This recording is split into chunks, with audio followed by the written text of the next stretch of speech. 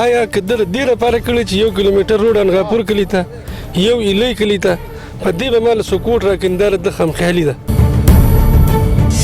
دا خبرې ستاسو خبره چې دا بالکل په ډاګه کول غواړي. لکه زه به دا ګیله ولرم چې زما د بونیر نن د سین ډبلیو منسټر دی، زما د روډونو د حل دی. کومه واده چې د موجوده حکومت د بونیر سره کمې درې کړې وي چې ماربل سټي به جوړو، د کړاکل ټنل به کوم، موټر وی به راولم، په هغې کې کومه بنیادي خبر چې تاسو وکړه د میډیکل کالج کم از کم که دا دې ونه کړو، زما په خیال چې کم از کم د دې تپوس په دې بیا د بونیر عوام کوي.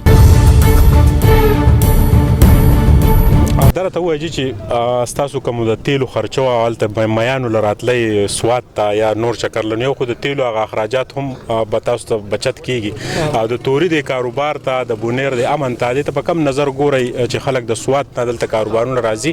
نو موږ دا وګڼو چې یاره بونیر کې امن هم دی، د دې خلک چې دی هغه سهولیات هم مهیا کوي. بسم الله الرحمن الرحیم. اول استاد ډیره زیاته شکریا مننه، او دا غیره بعد توري ته د زړه د کومې مبارکي ورکو، ډاډګیرنه ورته ورکو چې ان شاء الله کاروبار به دلته کامیابي، ځکه چې زمونږ د بونیر مونږ ټول یو شان خلک یو، لکه مطلب دا چې یو فیملی ده او امن والا خلک دی، او دا چې د یو بل سره امداد کوونکي مدد والا خلک دی.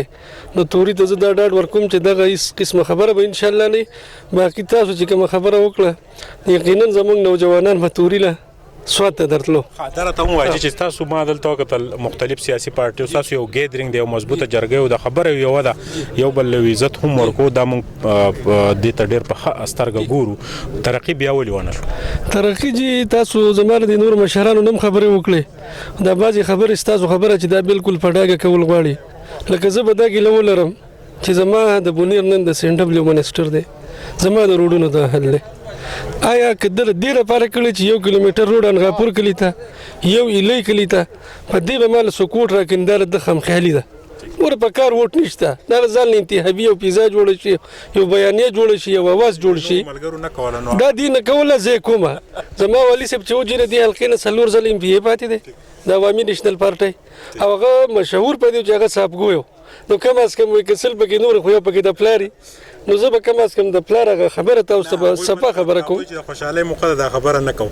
نه راته ووایي چې ستاسو چونکې دا نوجوانان چې دي میډیکل کالج هم ضرورت دی، نو که دا ستاسو نه لاړ شي یا د سټوډنټان یا تاسو خپل بچو له تعلیم هغه کم چې خصوصي تعلیم دی ور نه کوي، نو راتلونکي وخت به ډېر ګران نه.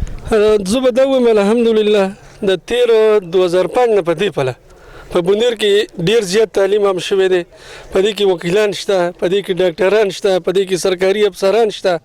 خو کومه واده چې د موجوده حکومت د بونیر سره کمې درې کړې وي چې ماربل سټي به جوړو، د کړاکل ټنل به کوم، موټر وی به راولم، په هغې کې د نورې ټولې خبرې دا به کېږي، دا کاروباري خبرې دي.